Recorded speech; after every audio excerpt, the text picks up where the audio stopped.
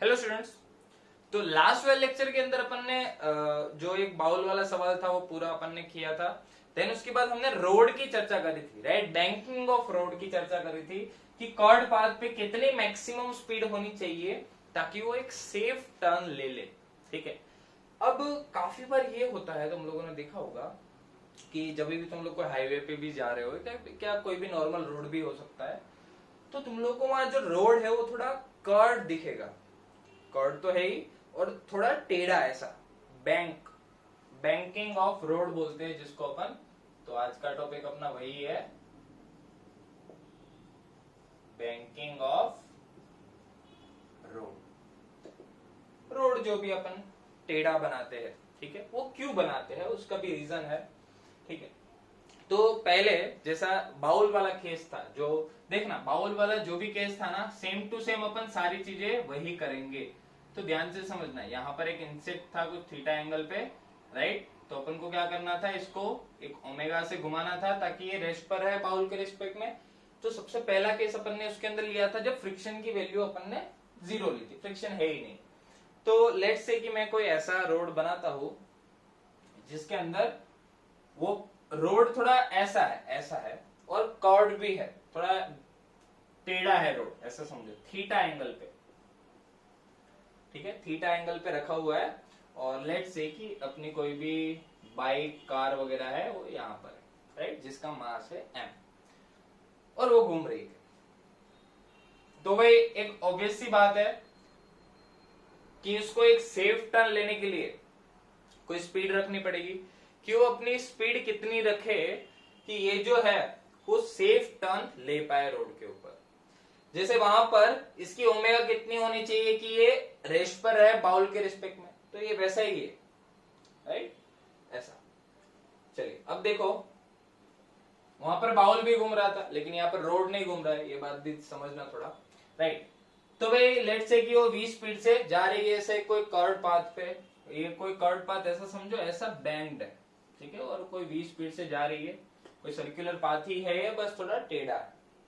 तो इसके ऊपर जो सारे फोर्सेस लगेंगे उसकी चर्चा करते हैं सबसे पहले तो। ठीक है, ये वाला जो केस है सबसे पहला केस जिसके अंदर फ्रिक्शन की वैल्यू क्या है, 0 है, मतलब यहाँ पर कोई फ्रिक्शन नहीं लग रहा है, no friction, there is no friction. तब कितनी, देखो दोनों फॉर्मूले अलग अलग आएंगे, दोनों का डेरिवेशन अलग अलग है, बोर्ड की बुक के अंदर तुम लोगों को उसके डेरिवेशन भी मिल जाएंगे। ठीक है, कि जब फ्रिक्शन लगेगा तब v कितनी होनी चाहिए, और जब फ्रिक्शन नहीं लगेगा तब v की वैल्यू कितनी होनी चाहिए फॉर सेफ टर्न, और जब फ्रिक्शन लगेगा तब v की वैल्यू कितनी होनी चाहिए फॉर सेफ टर्न, राइट। दोनों चीजें अपन को यहाँ पर समझनी है, तो चलिए समझते हैं। ठीक है, तो यहां पर तो एक बात अपन समझते हैं कि लगेगा नॉर्मल, राइट। नॉर्मल हमेशा सरफेस के परपेंडिकुलर लगेगा, ये बात याद रखनी है। नॉर्मल यहां लगेगा, इधर क्या लगेगा बच्चों, इधर तो अपना mg है ही, और एक और फोर्स लगेगा कि अगर ये बैंक्ड रोड है, ठीक है भाई, ये तो मान लिया बैंक्ड रोड है तो नॉर्मल इधर लगा, लेकिन ये साथ साथ में कर्व्ड भी है, ये कर्व्ड पाथ ले रहा है। कर्व्ड पाथ ले रहा है मतलब एक सर्कुलर पाथ ले रहा है ऐसे, तो एक फोर्स हम ऐड करते हैं विच इज सेंट्रीफ्यूगल फोर्स, जो कि बाहर की साइड लगेगा बच्चों, mv² का बाय r के बराबर। सेंट्रीफ्यूगल फोर्स जो हमेशा जो सर्कुलर पाथ लेता है उसके आउटसाइड लगता है, ये वाला, राइट, mv² बाय r, जो यहां पर लगेगा which is mv² by r, right, yes. अपना काम हो गया, बस अपन वो कंपोनेंट थोड़े लेते हैं, फोर्स को बैलेंस करते हैं तो अपना काम हो जाएगा। ये आर जो है तुम्हें सवाल में दी होगी, right, which is the radius of circular path. ठीक है, जो भी ये कर्व्ड पाथ है रोड का, उसकी रेडियस, जो यहाँ पर रेडियस क्या हुआ करती थी, ये वाली, क्योंकि वो ऐसे ये वाला सर्कुलर पाथ लेता था, तो ये वाली रेडियस। उसी तरीके से रोड की भी कोई रेडियस तुम्हें सवाल के अंदर दी होगी, तो उसके लिए मैंने लिखा mv² बाय r। अब देखो, ये अगर थीटा है so this will be 90 minus theta and this will be theta बच्चों, राइट। तो mg के दो कंपोनेंट बन जाएंगे, एक तो ये हो गया, या तो अपन ऐसा भी कर सकते हैं कि भाई सीधा n के कंपोनेंट ले ले, फिर भी अपना काम हो जाएगा। ठीक है, n के कंपोनेंट ले लेते हैं, ध्यान से देखो, ये अगर थीटा है तो ये भी थीटा। तो देखो n का ये वाला कंपोनेंट क्या हुआ बच्चों, n cos थीटा, और ये वाला कंपोनेंट क्या हुआ, n sin थीटा। और अगर ये बहुत ही अच्छे से एक सेफ टर्न ले रही है, उसका क्या मतलब हो सकता है, फोर्सेस को बैलेंस कर लो, that means n cos theta that will be equal to mg, and दूसरा अपने पास क्या आ गया बच्चों, n sin theta is equal to mv square by r। ये वाले फोर्सेस को बैलेंस किया और ये वाले फोर्सेस को बैलेंस किया। Let's say this is equation number 2, this is equation number 1, और जब हम इक्वेशन नंबर 2 डिवाइड बाय 1 करेंगे, इक्वेशन नंबर 2 डिवाइड बाय 1 करेंगे तो देखो अपने पास क्या आएगा, n sin theta divide bye n cos theta, left hand side, right hand side में क्या आ जाएगा, 2 डिवाइड बाय 1 कर रहे हैं ना, mv स्क्वायर बाय r इधर डिवाइड बाय mg इधर। ध्यान से देखो अपने 2 डिवाइड बाय 1 किया है, तो नॉर्मल की वैल्यू तो कैंसिल आउट हो जाएगी और यहाँ से mm की वैल्यू कैंसिल आउट हो जाएगी। So this will be tan theta is equal to v square by rg, tan theta is equal to v square by rg। तो v square is equal to आ गया rg tan theta, तो v is equal to under root rg tan theta. ध्यान से देखो v की value क्या होनी चाहिए बच्चों, under root rg tan theta के बराबर होनी चाहिए, where theta is the theta angle of banking, ऐसा समझो, बैंकिंग का जो एंगल है वही है, उसको अपन एंगल ऑफ बैंकिंग भी बोल सकते हैं। जो भी रोड जो भी एंगल से हॉरिजॉन्टल के साथ जितना भी एंगल बना रहा है वो है वो, ठीक है। तो देखो जब फ्रिक्शन नहीं है तब अपन को v is equal to root rg tan theta जितनी स्पीड लेनी चाहिए, रखनी चाहिए to turn safely through the road, ठीक है। अगर मैं चाहूँ कि रोड को मैं सेफली एक टर्न ले लूं तो अपने पास v की वैल्यू कितनी होनी चाहिए बच्चों, under root rg tan theta के बराबर। तो पहले तो ये नोट कर लो, ये वाला पहला वाला केस है जब फ्रिक्शन की वैल्यू क्या है बच्चों, 0 है, ठीक है। जैसे बाउल के अंदर मैंने बताया था जब फ्रिक्शन 0 है तब नॉर्मल की वैल्यू कितनी आएगी, सॉरी ओमेगा की वैल्यू कितनी आएगी, तो ओमेगा की वैल्यू याद करो कितनी आती थी, under root g by r cos theta, right, yes. Direct भी पूछते हैं काफी बार। तो ये तो वो वाला केस हो गया जब म्यू की वैल्यू मैंने क्या ली, 0, म्यू की वैल्यू मैंने 0 ले ली, दैट मीन्स अपना जो फ्रिक्शन है उसकी वैल्यू 0 ले ली। अब देखो आगे बढ़ते हैं, बैंकिंग ऑफ रोड ही पढ़ रहे हैं अपन, बट अभी फ्रिक्शन की वैल्यू अपन फ्रिक्शन को भी कंसीडर करेंगे। Mu is not equal to 0, mu जो है वो 0 नहीं है, तब का केस, तब अपन को v कितनी रखनी चाहिए, maximum optimum speed, optimum speed भी बोलते हैं उसको, optimum speed v max for safe turn, काफी सारे नाम है, ठीक है। ऑप्टिमम स्पीड काफी बार बोल सकते हैं उसको। अब देखो जब म्यू 0 नहीं है, मतलब रोड पे फ्रिक्शन है, तो कोई कर्व्ड पाथ है, बैंक्ड है, let's say this is at angle theta, कोई थीटा एंगल पे है, राइट, यहाँ पर मान लो कि कोई कार वगैरह है अपनी, ठीक है, थीटा एंगल पे रखा हुआ है, और ये कोई कर्व्ड है, ऐसे बैंक्ड है और कर्व्ड है, राइट, और v जितनी स्पीड से जा रहा है इस तरीके से। तो वापस वही सारी बातें कि अपन को बताना है कि किस तरीके से होगा। एक और बात मैं बता देना चाहता हूँ, सबसे पहले अपन पहले मिनिमम वाले लिमिट निकाल लेते हैं, ठीक है, मिनिमम वाली लिमिट निकाल लेते हैं। अब सोचो, या तो मैक्सिमम वाली निकाल लेते हैं कि v is equal to root rg tan theta, जो लास्ट वाले केस में आया, अगर उतनी स्पीड है तो ये जाएगा, ठीक है। अब फ्रिक्शन 0 नहीं है तो अब फ्रिक्शन की डायरेक्शन निकालते हैं, ठीक है। अगर सोचो कि अगर अपनी स्पीड जो है वो under root rg tan theta से ज्यादा हो गई इन केस ऑफ फ्रिक्शन नहीं लग रहा है, ये मैं सिर्फ उसलिए बता रहा हूं ताकि अपन आराम से फ्रिक्शन की डायरेक्शन निकाल पाए, राइट। फ्रिक्शन की डायरेक्शन निकालने के लिए अपन क्या करते हैं, अपन वो वाला केस लेते हैं कि जब फ्रिक्शन नहीं लग रहा है तो पार्टिकल कहां पे मूव करना चाहता है और उसकी उल्टी डायरेक्शन में फ्रिक्शन लगेगा, ठीक है। तो जब फ्रिक्शन नहीं लग रहा था और जब v की value root rg tan theta थी तो पार्टिकल सेफली टर्न ले रहा था, लेकिन अगर इसकी वैल्यू rg tan थीटा के बराबर उससे ज्यादा हो गई तो क्या होगा, वो रोड के बाहर निकलने की कोशिश करेगा, राइट। ऑब्वियस सी बात है, अगर इसकी भी बढ़ गई तो ये बाहर mv² ज्यादा हो जाएगा, तो फ्रिक्शन उसको बैलेंस नहीं कर पाएगा, ठीक है। फ्रिक्शन तो है ही नहीं वैसे भी, तो इसकी वैल्यू बढ़ जाएगी, ठीक है। बाहर की साइड जो फोर्स था वो बढ़ जाएगा। अब वो फोर्स अगर उसका बढ़ गया तो वो बाहर निकलने की संभावना है पूरी। लेकिन अब अपन कौन सा कंसिडर कर रहे हैं, जब फ्रिक्शन जो है वो जीरो नहीं है। फ्रिक्शन जीरो नहीं है तो फ्रिक्शन इसको बचाएगा, फ्रिक्शन उसकी ऑपोजिट डायरेक्शन में लगेगा बच्चों, राइट। फ्रिक्शन इस डायरेक्शन में लगेगा और उसको बाहर होने से बचाएगा, ये बात समझनी है। तो बस सारे कंपोनेंट निकाल लेते हैं और v की एक मैक्सिमम वैल्यू निकाल लेते हैं, जिससे वो एक सेफ टर्न ले ले, ठीक है। सारे फोर्सेस लिख लो। तो ये है अपना mg, इस साइड अपना लगता है नॉर्मल, और इधर बाहर की साइड लगेगा अपना mv²/r, राइट। और फ्रिक्शन जो है वो लग रहा था इधर। देखो, जब नॉर्मल केस था, जब फ्रिक्शन नहीं लग रहा था, तब mv²/r को कौन बैलेंस कर रहा था, तब mv²/r को इस नॉर्मल का ये वाला कंपोनेंट बैलेंस कर रहा था। इसलिए काफी बार साइकिलिस्ट वगैरह जो है वो बैंड हो जाते हैं, ताकि उसका जो नॉर्मल का जो कंपोनेंट आएगा,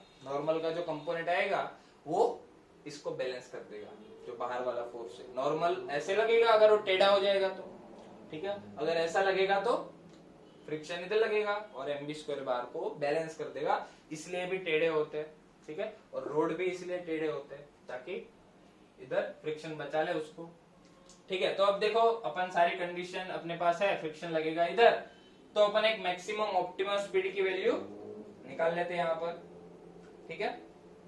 चलिए, तो भाई कहां पे लगेगा फ्रिक्शन, अपन को फ्रिक्शन की डायरेक्शन निकालनी है, राइट। फ्रिक्शन की डायरेक्शन निकालनी है। तो भाई अगर आरजी tan थीटा से बड़ा हो जाता तो ये जो गाड़ी है वो रोड के इधर जाएगी, राइट, ऊपर चले जाने की कोशिश करेगी, मतलब रोड के बाहर निकलने की कोशिश करेगी। ये रोड थोड़ा ऐसे टेढ़ा है समझ लो, ठीक है। तो गाड़ी यहाँ है तो ऐसे बाहर निकलने की कोशिश करेगी, तो फ्रिक्शन इधर लगेगा ताकि उसको रोक पाए बाहर निकलने से, ठीक है। तो अपन ने इधर क्यों बनाई, इधर तो रोड ही नहीं है, ठीक है। तो फ्रिक्शन कहां पे लगेगा, इधर, ठीक है, उल्टी साइड में, ताकि ये ऊपर जाने से रोक पाए। अब देखो, इसके कंपोनेंट अपन लेते हैं थोड़े, ठीक है। अगर ये थीटा है, सो दिस विल बी थीटा, तो mg का ये वाला कंपोनेंट क्या हो जाएगा बच्चों, mg cos theta, and this will B mg sin theta, correct. उसी तरीके से जो mv²/r है, अपन एक काम करते हैं, अलग से यहां से बना लेते हैं ताकि अच्छा रहेगा। फिर से एक बार डायग्राम बना लेते हैं। आई होप कि सारी चीजें समझ में आ गई है, बस अपने को डायग्राम अच्छा सा बनाना है। फ्रिक्शन नहीं है, ये भी बैंकिंग ऑफ रोड है, सॉरी फ्रिक्शन है, बैंकिंग ऑफ रोड है थीटा एंगल पे, ठीक है। तो कोई कार है, उसके ऊपर एक तो फोर्स लग रहा है भाई mg, इधर लग रहा है उसका mv²/r, इधर लग रहा है उसका नॉर्मल, और इधर लग रहा है फ्रिक्शन, अंदर की साइड फ्रिक्शन लगेगा। अब देखो, फ्रिक्शन लगेगा इधर, ठीक है।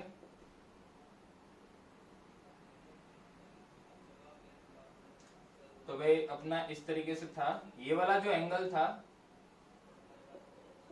अगर फ्रिक्शन इधर लग रहा है, ये थीटा था, तो ये वाला एंगल कितना हो जाएगा बच्चों, 90 माइनस थीटा, ये वाला 90 माइनस थीटा, राइट। अगर ये 90 माइनस थीटा हुआ तो ये वाला थीटा। देखो, सारे के सारे कंपोनेंट अपन थोड़ा लिख लेते हैं। और अगर ये थीटा है तो this will B 90 minus theta, and अगर ये 90 माइनस थीटा है तो ये वाला हो गया थीटा। ध्यान से देखो, ठीक है। तो अपन को जो भी कंपोनेंट वगैरह लेने हैं थोड़े आसान हो जाएंगे। तो अब देखो, नॉर्मल यहाँ पर है तो mg, नॉर्मल को ही लिखते हैं, अपन को लिमिटिंग कंडीशन यही लगानी है, f should be less than equal to μn, बस यही करना है। लिमिटिंग कंडीशन अगर एक बार निकालना आ गया तो फ्रिक्शन का जो भी यूज है पूरा यूज अपने को आइडिया दिमाग में बैठ जाएगा, ठीक है। f should be less than equal to μn। अब देखो, mg का एक कंपोनेंट यहाँ पर बना बच्चों, which is mg cos theta, और एक यहाँ पर बना which is mg sin theta. तो ये तो mg के दो कंपोनेंट बन गए। उस तरीके से मैं mv²/r के भी कंपोनेंट ले सकता हूँ। mv²/r का एक कंपोनेंट इधर आ गया बच्चों, which is mv²/r cos theta, और एक कंपोनेंट इधर आ गया which is mv²/r sine theta, right. दोनों कंपोनेंट ले लिए, बस अब बैलेंसिंग शुरू कर दो। ठीक है, बैलेंसिंग शुरू करने के लिए क्या करेंगे, हम चाहते हैं कि एक सेफ टर्न ले ले तो सारे फोर्सेस को बैलेंस कर दो। अगर कोई भी इधर उधर हो गया तो भाई इधर उधर गाड़ी सरक जाएगी, जो आप नहीं चाहते हैं। तो सारे फोर्सेस को बैलेंस कर लो भाई।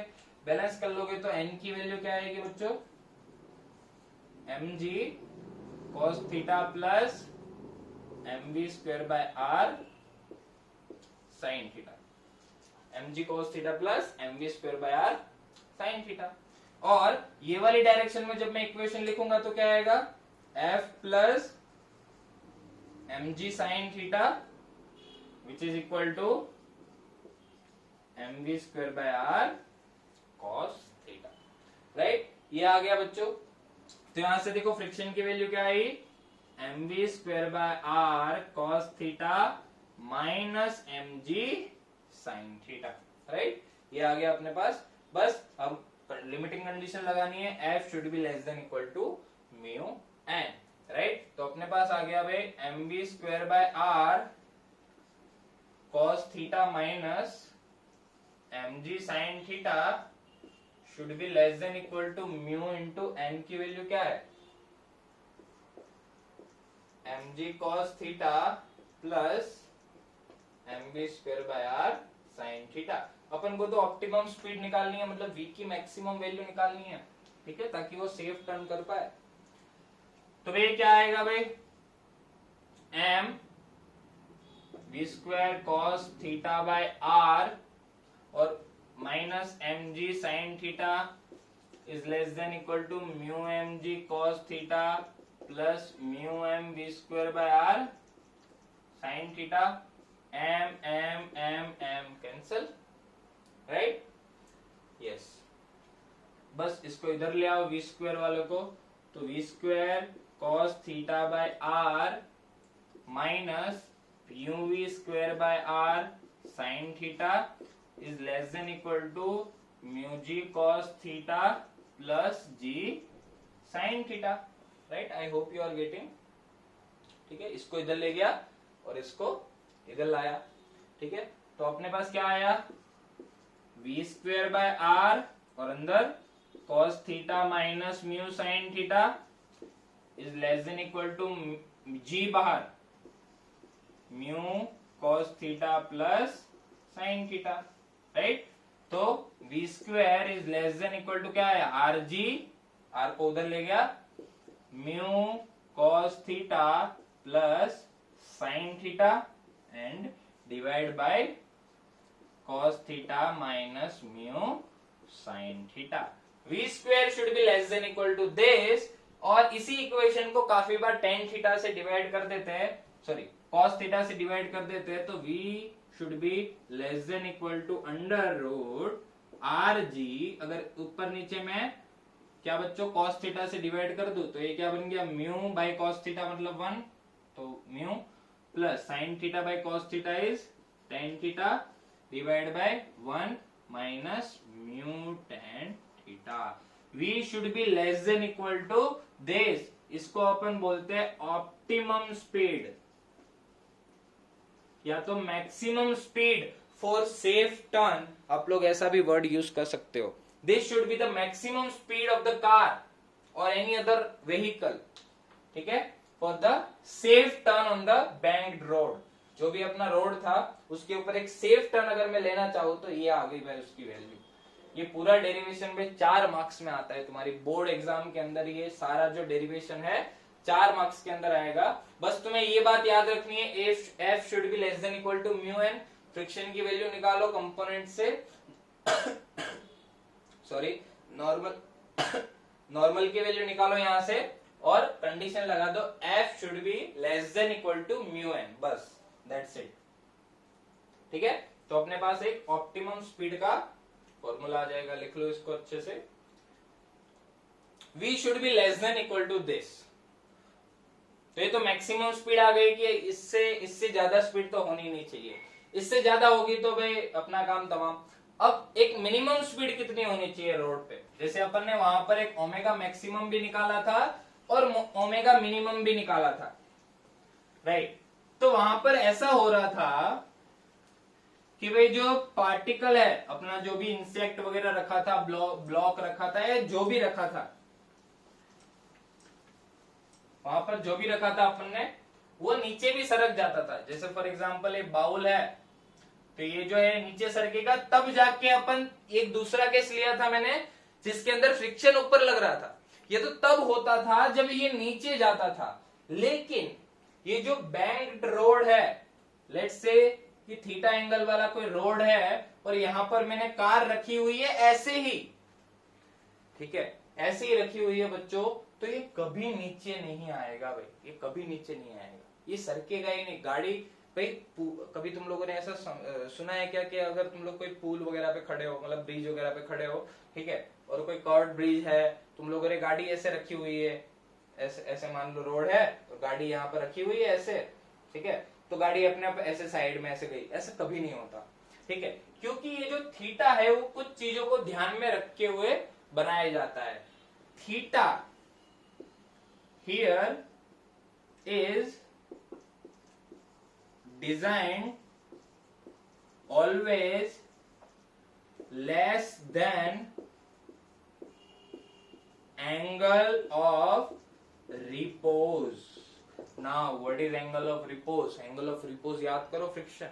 उसके अंदर मैंने बताया था कि लेट्स से कि कोई एक इस तरीके से है, एक प्लेटफॉर्म है, उसके ऊपर मैंने ब्लॉक रखा हुआ है, मैं धीरे धीरे इन दोनों प्लेटफॉर्म को अलग अलग कर रहा हूँ, ऐसे ऐसे अलग अलग कर रहा हूँ, ठीक है, तो एक टाइम आएगा, एक ऐसा एंगल आएगा जिस एंगल पे ये ब्लॉक है वो नीचे सरकना शुरू कर देगा।